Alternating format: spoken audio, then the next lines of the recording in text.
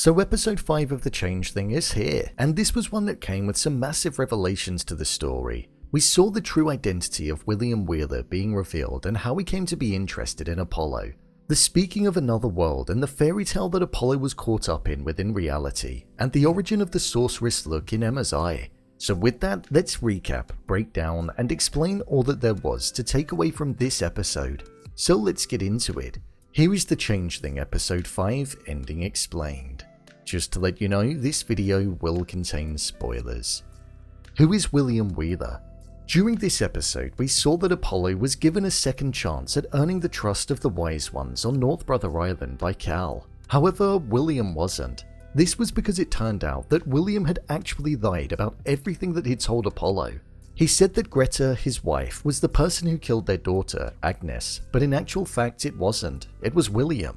As Apollo was taken out of the room, we heard him speaking in a completely different language, almost like a mythical one, and he was saying, "Don't forget me, Apollo, don't forget me, brother." And in this panicked state, we saw that he was laughing in a deranged way. This to me is something that I think tied into a text message that Emma received in one of the flashbacks in this episode. It ended with a ton of ha-has, showing that they were laughing. It makes me wonder if William was the individual that was behind the disappearing messages that were being sent to Emma. We know that he took a keen interest in Emma and baby Brian, so much so that we actually saw the first time that he laid eyes on her in this episode, and it was a while back. As well, when William texted Apollo, it came up as an unknown number too, so there is that similarity as well. During the beginning of the episode, we saw a gallery owner unveiling a piece of work, and as it was being delivered to the gallery, the camera panned around to a father and child getting ice cream together. But right at the end of the episode, we saw that this person was in fact William Wheeler, and he was looking over at the image of Emma where she looked like a sorceress, showing that he'd been fully aware of Emma for an extremely long time.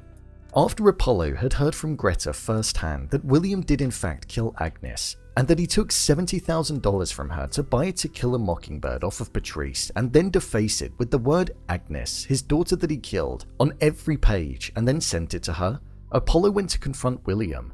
As he did, we heard that William was not in fact the person that we knew. Instead, he was a completely different individual. He said that he found a place where he belonged, people that understood him, and when those people saw him, he took off William's face and was given a new name. A name which was Kinder Garten. The individual that had been posting online and was essentially the troll on baby Brian's remembrance page, and I'm putting emphasis on troll. I do wonder if that's symbolic of something that he may actually be in reality. With this show being focused on fairy tales and mythical creatures such as fairies and witches, could Kinder Garten actually be a troll in terms of the creature, and that species of creature could have some kind of involvement in the show? I think that could well be the case. Kinder Garten wasn't really harmed when he was beaten by Cal. He was injury-free when he revealed himself to Apollo, his voice was quite demonic, and he was expressing a different attitude. So I think that could well be the case, as he's definitely not human. Emma's Sorceress photo. One thing that I found particularly interesting in this episode of the show was the section during the beginning where we saw that Emma declined the opportunity from the Norwegian photographer, but then when he walked off, she took the photo of herself.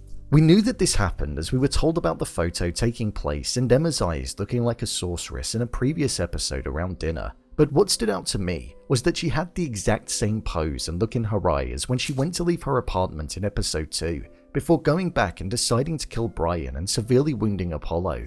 So it showed that in that moment, it was almost like the sorceress took over. We saw the origin of when she spoke to the family that she was staying with in Salvador, and they mentioned about not letting the sorceress touch her.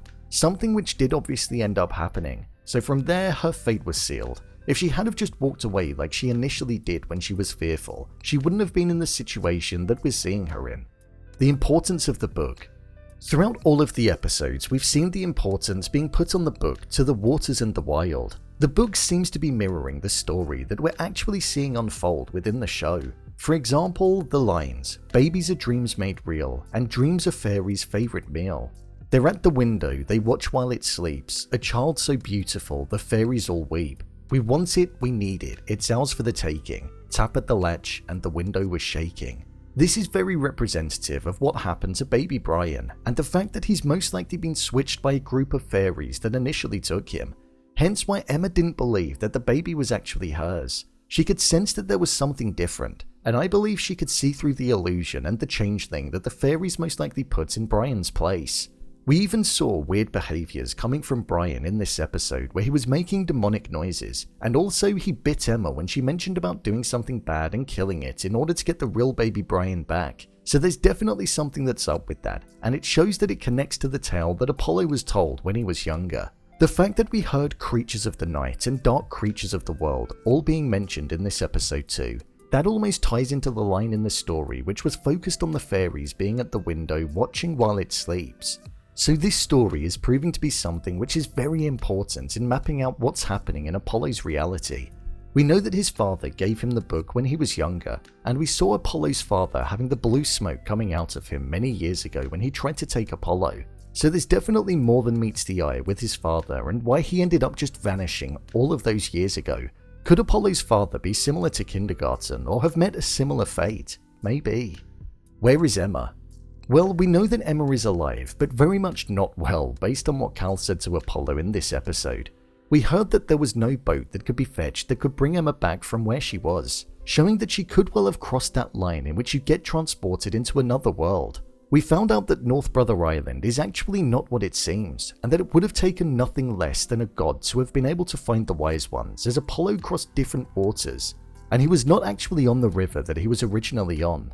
Apollo had entered a magical place where the rules of reality and the world that he knew no longer existed. What if there's a world that's even deeper than the one that we saw in this episode? Could Emma have found herself lost, trapped, or navigating a place that's almost unreachable? Because maybe she crossed another line that's there and one doesn't even know how they've done it. Just like what the narrator said in the previous episode. I feel that could be the case. With Cal saying to Apollo that he needed to understand things and be taught things before embarking on finding her, I think it shows that she's somewhere not quite like the reality that he knows. Overall review. I thought this episode was a good one. I like the fact that we saw a lot of Emma in this episode and almost the gradual deterioration in her mind as it went from finding the Sorceress, to getting married, to seeing that baby Brian was different, and ultimately her final demise. It was intercut with the rest of the story extremely well. One thing that I think the show has done really well is captured the mystery that's focused on the Sorceress. We've seen the same shot of her several times in this show, and I want to know more about her, something which I imagine many other people are also feeling. She's a very interesting character that's also very creepy. The show is good at providing intrigue. For example, I'm intrigued to know where Emma is. I'm intrigued to know who Kinder Garten actually is. I'm intrigued to know if Apollo is going to find Emma, and I'm intrigued to know when we'll find out about Emma's third wish. Considering there's only 3 episodes left, it feels like there's a lot for them to wrap up in a short amount of time. I feel like this show isn't going to finish at the end of Season 1. I think there's going to be a massive cliffhanger, and we'll have to wait until Season 2 to find out more. It's definitely got that feeling about it. With the next episode being titled Aftermath and the image looking like this, it very much looks like it's going to be the aftermath of when Emma killed Brian on that night, and the route that she took to finding this mysterious place that nobody knows of. It's definitely shaping up to be a good show, and I can't wait to see where it goes from here. So, there you have it, The Changeling Episode 5 Ending Explained. What did you think of this episode? Leave a comment down below, and don't forget to subscribe. I'll see you next time.